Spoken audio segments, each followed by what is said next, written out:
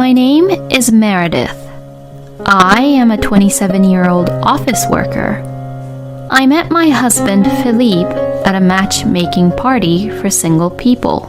Philippe is an elite guy who works for a major company, and he was so good looking that he was so easy on the eyes, and a lot of women were interested in him at that matchmaking party. When I was at the matchmaking party thinking that all of the men who were at the party were all good looking and that it was such a high-level party, that is when Philippe approached me and asked me for my contact information. After a few more dates to get to know each other, well, we started to officially date each other, and after 6 months of dating, Philippe proposed to me, so I said yes, and that is how we got married. At our wedding, my friends and colleagues were all envious of me because Philippe was such a handsome guy and was successful at his work and had a very good income. To tell the truth, I was very proud of myself. I even thought that God had gifted him to me for my happiness, since I have just been leading such mediocre life. I am just an ordinary woman with average grades, normal appearance, graduated from average university, and had a normal job at a normal company. I would just do my normal job and just spend my normal days in my normal life. So, I really didn't understand the reason why Philippe was attracted to me, even while we were dating, or even after we tied our knot. But I couldn't ask him the reason of why he was attracted to me because I was afraid that question would bother him and didn't want him to think I am annoying. When we were dating, Philippe was always very kind to me. He took the initiative in deciding where to go on dates and was very dependable. He knew a lot of restaurants and he knew a lot of good places for him to take me around. Since he works for a major company and had very good earnings, he would take me out to very high-end luxurious restaurants and give me many expensive gifts such as brand bags and jewelries. Also, my parents-in-laws gave me the impression of them being a very classy household. My parents-in-laws, Nathaniel and Sophia, and my sister-in-law, Chloe, lived in my parents-in-law's house, and when I went there to greet before our marriage, everyone was always smiling and was very kind to me. So, I was half expecting that I would be able to spend happy days if I got married to Philippe, and the other half wondering if I would be suitable for such a marriage. While I had that thought in my mind, we got married. We did our wedding ceremony, enjoyed the honeymoon, and we started our life together as a married couple. Philippe told me that I didn't have to quit my job. So, I decided to continue for now. I wanted to save money for when we had children in the future. Life as a married couple was good at first. Every day, I got up early in the morning, made lunch boxes for my husband and myself, and prepared breakfast. Then, when I got home from work, I would do some light household chores and prepare for dinner. I made sure that I was ready when my husband came home, so that he could choose between taking a bath or having dinner. I thought I was doing a pretty good job balancing my work life and my private life. Then, about 2 weeks after we started living together as a married couple, my husband suddenly called me in to talk to me. Oh, what is it, honey? What do you want to talk about? About the household chores. Can you work on it more differently? What? How shall I say this? Well, it's not quite right. What do you mean? I didn't understand what he was trying to tell me. I thought I had done everything right in my own way, and I didn't think that there was anything wrong with it. Oh, you don't get it. I see. Well then, I will explain it one by one. First of all, for breakfast, why do you serve frozen food only? It's because that's very efficient and delicious. See, that is the problem. I don't think it's delicious, and you shouldn't think of efficientness. What are you saying? To begin with, for breakfast, I want something nutritious rather than frozen food, which is very junky and not good for health. Every morning, I want to eat salad, a warm soup, and cooked meat, and fruits, and yogurt for dessert. Oh, I see. And for my lunch, I would like to see more variety. Every day is just the same peanut butter and jelly sandwich, and I'm kind of sick of it. I'm sorry. Since I work too, I tend to make same thing over to make it easier for me to prepare. I don't care what kind of work you do. What? Meredith, what you should prioritize is to take care of me and my health. Essentially, we can live on my salary alone since I do have high earnings, so you shouldn't put much effort on your job. You should just enjoy it as if it is your hobby. If you neglect the household chores too much, I'll make you quit your job. Oh, no way. Oh, well, look at the time. I have to get going. Well, we will continue this talk after I come back from work today, okay? Wait, there's more to this conversation? Because of this conversation, I was very exhausted from the morning. But in any case, I had no idea that my husband was so dissatisfied with me. At that time, I still didn't understand that Philippe was just a moral harasser. I obeyed to him as he demanded. This made household chores very difficult to do, and I was extremely tired from trying to balance it with work. Whenever I was a little late because of doing the household chores, Philippe would get very angry with me and scold me. How many times do I have to say the same thing? I didn't think you were this bad at remembering. Do you want me to abandon you?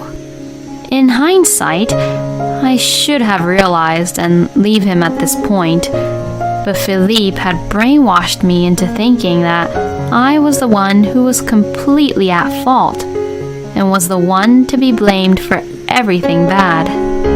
And there was someone else who cornered me into thinking that I wasn't good enough, besides my husband. It was my mother-in-law, Sophia. Sophia often came to our house on holidays, and she had the same kind of morally harassing temperament as Philippe. Meredith, would you make me a cup of tea? Yes, sure thing, Sophia. What? Hold on. What on earth are you trying to do? Huh? I was just trying to make your tea.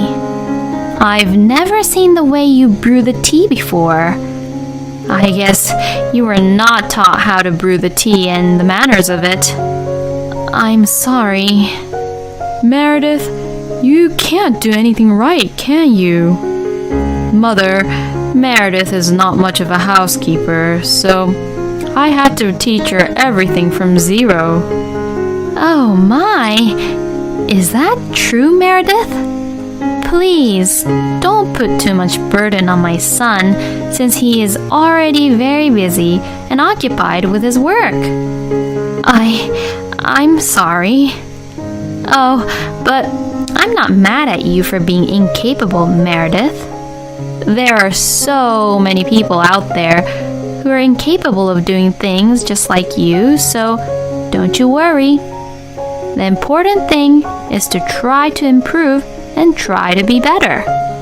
You just have to realize that you're not good enough first, so that you will be able to do the things what we tell you to do. Yes. Even though something was building up in the back of my mind, I had already been brainwashed by Philippe and Sophia, so I stopped thinking about it, and I am just never good enough for them. So, a year passed quickly in our marriage, and I became pregnant with a child. Later, a healthy baby girl was born. My daughter, Claudia, was really cute and became a precious treasure for me. During the days when my husband and mother-in-law were mercilessly abusive to me, the only time I could truly relax was when I saw Claudia innocently smiling at me. Since then, my daughter has grown up very fast.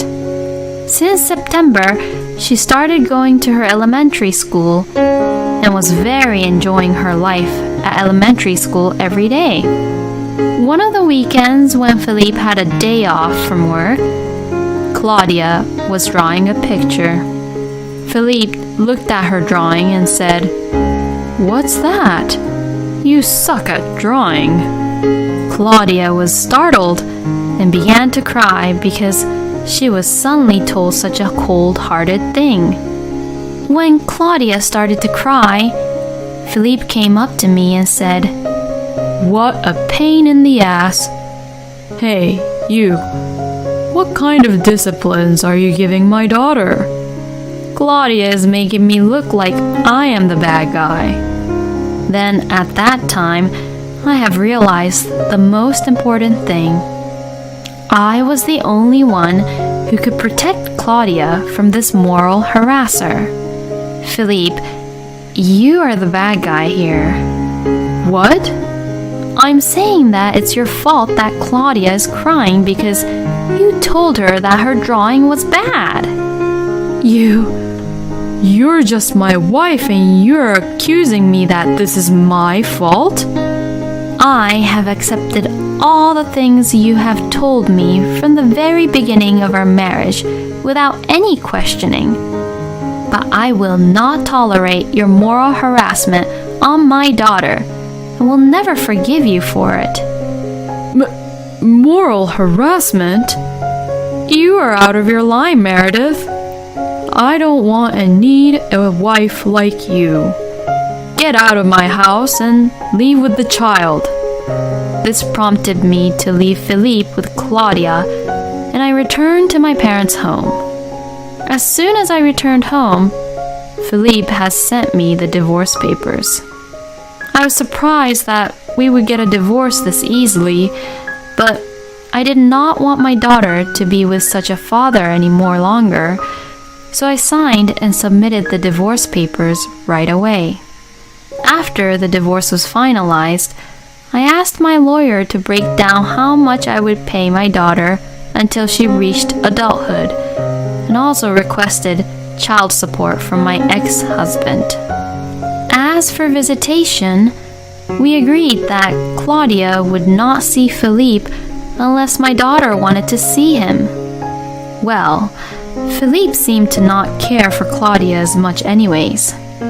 The divorce completely cut me off from Philippe, and I had nothing to do with him anymore. From then on, I stayed at my parents', and asked them to watch over Claudia while I was away at work working hard. Then one day, my ex-husband and ex-mother-in-law suddenly came to my parents' house without permission. There was nothing more to talk about with Philippe nor Sophia. We were perplexed, not knowing the reason why they visited us here. As my father asked them, What on earth do you want? Philippe and Sophia put a picture on the living room table. Look at this. Meredith, you were cheating on me and was having an affair behind my back with another man, weren't you? What are you talking about? Don't you dare pretend that you don't know what we are talking about. This photo was delivered to our house out of the blue. The photograph showed me entering a hotel room with another man who had his arms around my shoulder, who I have never seen before in my entire life. This picture was taken before we got divorced. That means you were having an affair while we were still a married couple behind my back. Wait a minute. I don't remember any of this. This photo is fabricated. You think you can get away with a lie like that? I'm going to compensate you for alimony. An alimony? Why should I even pay alimony after being falsely accused like this? Well, since I'm not a monster but a saint, I'm willing to waive alimony in exchange for me not paying the child support for Claudia anymore. When Philippe said this, I had an epiphany and realized what was going on. Philippe and Sophia teamed up and came up with a fake evidence that I was having an affair so that Philippe wouldn't have to pay for Claudia's child support anymore. Hey, what are you going to do about it, Meredith? You'd better admit your guilt and your wrongdoing soon. You might get the cold shoulder from your neighbors and co-workers in the near future. What? What do you mean by that?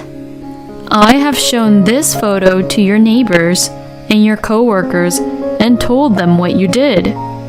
That you were having an affair behind my back. They were all surprised that you would do such a thing, Meredith. What a horrible thing you did! Why would you do such horrible thing to me? When you do something wrong, you deserve to be punished, aren't I right? I told you and have been telling you that I didn't have any affair. Well, I have the proof and you're still denying of the fact. Whatever. If you're not going to do anything about this, I will ask you for compensation through my lawyer, so you better lawyer up. After they said that, Philippe and Sophia left our house. But I don't get it. I didn't do such thing. As I had my head down in shock, my father warmly patted me on the shoulder. Don't you worry, Meredith. Let me help you handle this situation. I'll take care of this. Father? After he spoke to me, he grabbed his phone to dial and started to talk with someone on the phone. Within the same week, things took a turn abruptly. Here, this is the original photo. That picture of you with another man, it was a fabricated photo after all. What? How did you do it, Father? How did you get this photo? My father asked one of his friends, who is an investigator, to investigate this fabricated photo. My father specifically requested his friend to investigate the guy who was in the photo with me especially. The investigator informed my father that the guy who was in the photo was a stranger to me, and he gave me the original photo data of the fabricated photo. The investigator told my father that the man was having an affair and that his wife had taken the picture. Oh, okay, I see. But why would Philippe have such a photo? So I asked him to continue his investigation, and he told me something interesting. It seems that the wife of this man who had an affair with him is a friend of your ex-sister-in-law, Chloe. What? Then, does this mean... Yes, that is correct. In short, Philippe got the photo through his sister and fabricated it as evidence of Meredith's infidelity, which is the fake news. I cannot believe this. And if this is true, I will not forgive Philippe and his family. I decided to file a lawsuit for defamation, compiling all the evidence my father's investigator friend had collected and searched. Then, I sent a content-certified letter to my ex-husband's workplace, my ex-mother-in-law's part-time job, and my ex-sister-in-law's workplace. Sure enough, Philippe called me. Hey! What the hell do you think you're doing, sending a content-certified letter to my office, Meredith? If you guys didn't try to trick me with your dirty tricks, I wouldn't do such thing. But you did, so you deserve this. Well, I actually didn't know about it. I truly really thought that you were having an affair behind my back. Then, who was the mastermind of this dirty trick? Mother was the one who showed me the photograph. Is that so? Yes, that is right. I told you the truth now, so you come to my office to explain the truth. Since you have sent me the content-certified letter, all of my coworkers and boss are all giving me the cold shoulders. Oh, the letter I wrote about of your moral harassment? Yes, that is the one. Because of that letter, my boss is thinking I have issues. But that is the truth. I have no other explanation for my letters other than you are a moral harasser. I am just informing the real fact truth. But Meredith...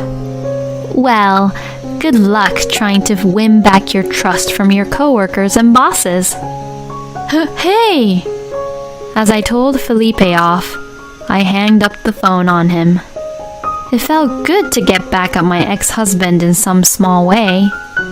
As for my ex-mother-in-law Sophia and my ex-sister-in-law Chloe, it seems that people at work think of them as cheaters who fabricate truth and giving them cold shoulders.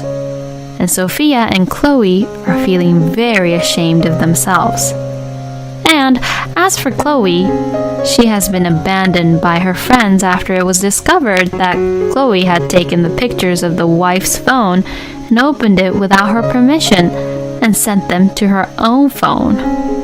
Well, she got what she deserved, didn't she? On the other hand, since Philippe and Sophia showed the fabricated photos, I have been misunderstood by people at work and in my neighborhood.